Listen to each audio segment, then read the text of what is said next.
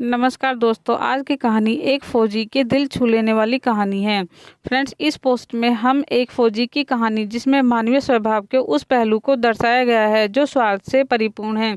ये एक सैनिक की कहानी है जो अपनी जान पर खेलकर देश के लिए लड़ता है, मगर उसके बाद उसे जीवन और अपने करीबियों के दिल में छुपी वास्तविकता का पता चलता है जो उसे झकझोर देती है। ये कहानी एक सैनिक की है जो वियतनाम में युद्ध के लिए गया था। युद्ध समाप्त होने के बाद जब उसके घर लौटने की बारी आई तो उसने अपने माता पिता को सैन फ्रांसिस्को से फ़ोन किया। माँ और पिताजी, मैं घर आ रहा हूँ, लेकिन घर आने से पहले मुझे आपसे एक बात पूछनी है। मेरा एक दोस्त है जिसे मैं अपने साथ घर लाना चाहता हूँ। क्या मैं उसे घर ला सकता हूँ? बिल्कुल बेटा, ये भी कोई पूछने की बात है। हमें तुम्हारे दोस्त से मिलकर बहुत खुशी होगी, माता पिता ने जवाब दिया। लेकिन पहले एक बात आप लोग जान लें, सैनिक बोलता गया। युद्ध में वह बुरी तरह घायल हो गया है। उसने एक बारूदी सुरंग पर पैर रख दिया था और उसमें उसने अपना एक हाथ और एक पैर गंवा दिया है। उसके पास कोई जगह नहीं है जहां वो जा सके, इसीलिए मैं उसे अपने साथ रहने के लिए लाना चाहता हूँ।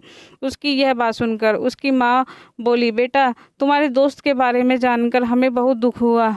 हो सकता है हम उसके रहने के लिए कोई जगह तलाश कर सकें।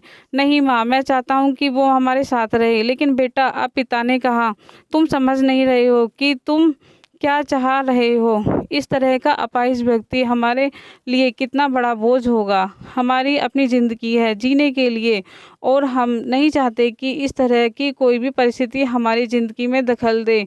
मेरे हिसाब से तुम्हें अकेले घर आना चाहिए और अपने दोस्त को वहीं छोड़ देना चाहिए। वह अपनी ज़िंदगी जीने के लिए कोई न कोई रास्ता निकाल ही लेगा।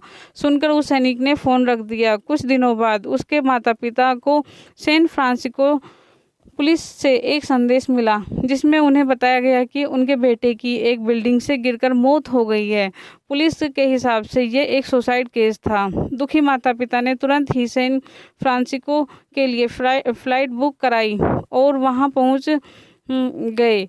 वहां उन्हें शहर के मुर्दा घर ले जाया गया ताकि वे अपने बेटे की पहचान कर सकें। उन्होंने उसकी पहचान कर ली, किंतु ये देखकर उनकी कपकपी छूट गई कि उनके बेटे का बस एक हाथ और एक पैर ही था।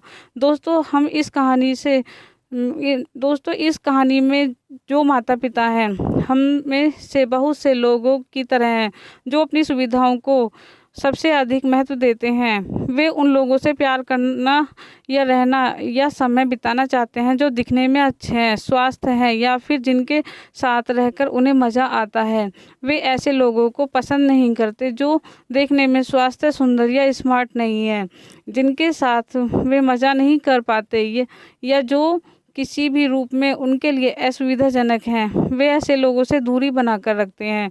लेकिन कभी कभी उनके इसी व्यवहार के कारण सामने ऐसी परिस्थितियां उत्पन्न हो जाती हैं जब उन्हें पछताना पड़ता है। आइए लोगों को वे जैसे हैं वैसे ही अपनाएं और ज़रूरत पड़ने पर उनकी मदद करें।